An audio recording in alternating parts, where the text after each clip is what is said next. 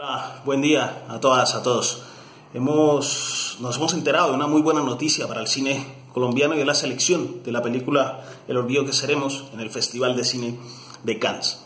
Sin duda es un éxito para los realizadores y los productores de esta película, porque desde 1990 ningún largometraje colombiano lograba ser seleccionado por este festival, que es sin duda alguna el mejor festival del mundo. Pues bien, si bien no hemos podido ver esta película se basa en el libro homónimo de Héctor Abad Faciolince, que es una historia preciosa, conmovedora, y que nos relata la historia de la relación de él con su padre y la historia de su padre, un médico, profesor universitario, defensor de derechos humanos, activista, soñador, trabajador por un mundo mejor, por una Colombia mejor, y que sin embargo en 1987 lo asesinan en Medellín.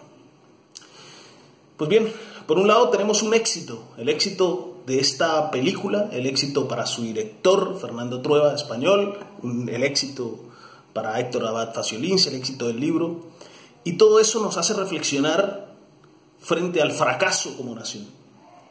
Y llegamos a la reflexión del fracaso como nación, ¿por qué? Porque lo que nos dice el libro de Héctor Abad Faciolince, publicado en el 2006 y que narra la historia de su padre hasta el día de su muerte en 1987, hasta el día del asesinato en 1987, quiere decir que hemos avanzado poco o casi nada como nación. Quiere decir eso mismo que ocurrió allí entonces a un médico destacado, de avanzada, que buscaba y soñaba la mejoría del país, lo asesinaron vilmente en la ciudad de Medellín por ser defensor de derechos humanos. Eso ocurre hoy en día, ocurre en la actualidad. Quisiera leer una parte aquí que nos dice Héctor Abad Faciolince sobre el día de la muerte de su padre.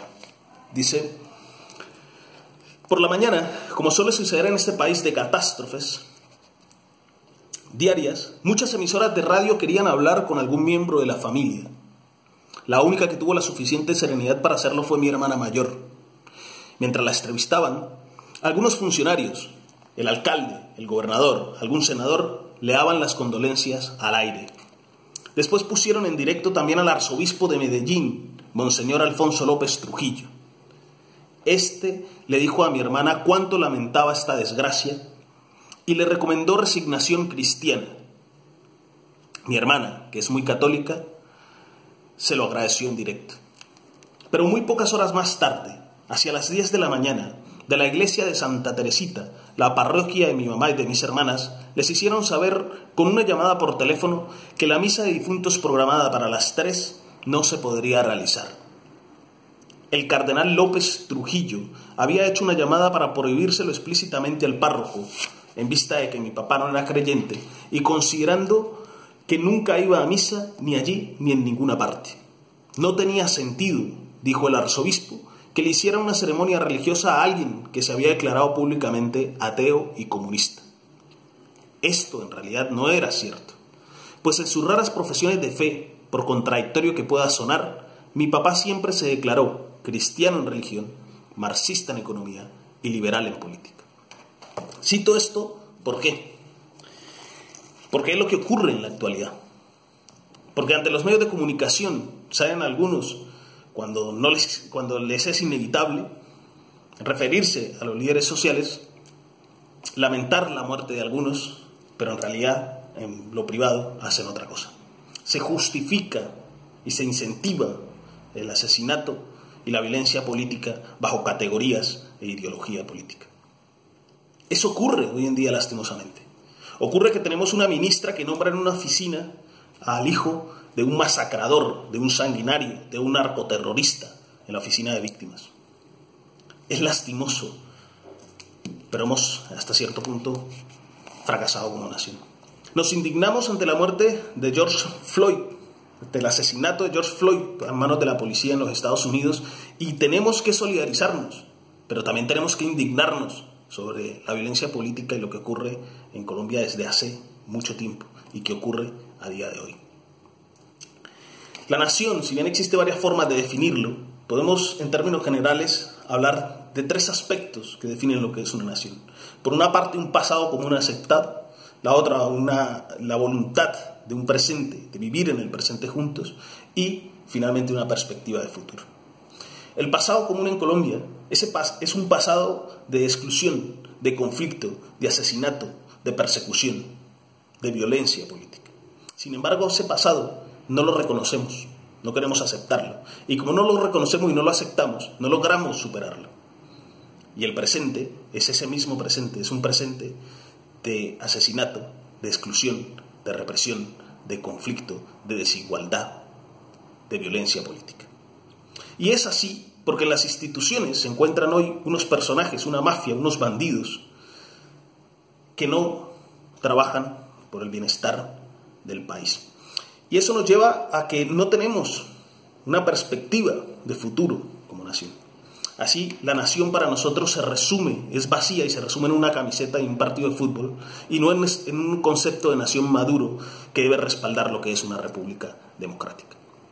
Pues bien, quisiera resaltar aquí algunas cosas, porque en efecto hemos fracasado hasta cierto punto como nación, porque a día de hoy, en lo que va del 2020, más de 100 líderes asesinados han sido asesinados, más de 100 líderes sociales y defensores de derechos humanos han sido asesinados.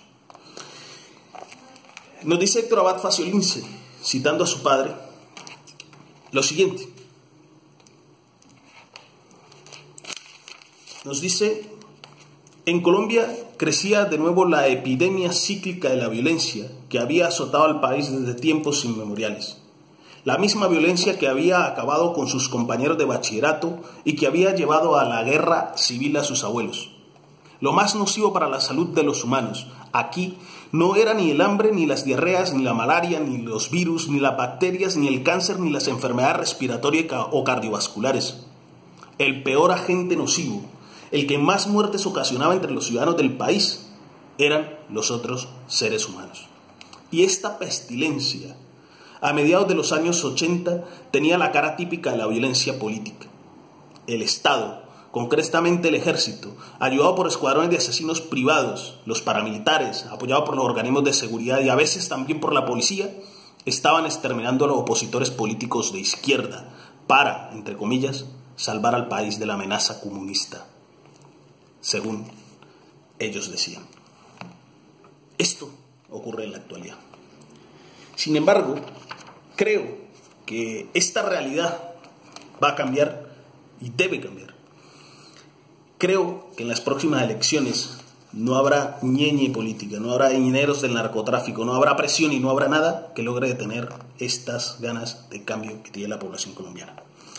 Quisiera terminar con una cuestión que nos planteaba, unas palabras de Héctor Abad Gómez citadas por su hijo, que dice: la rebeldía yo no la quiero perder. Nunca he sido un arrodillado, no me he arrodillado sino ante mis rosas, y no me he ensuciado las manos sino con la tierra de mi jardín. Hemos fracasado como nación, sí, hasta el día de hoy. Pero eso no quiere decir que tengamos que seguir fracasando. Es esto. Un fuerte abrazo a todas y todos.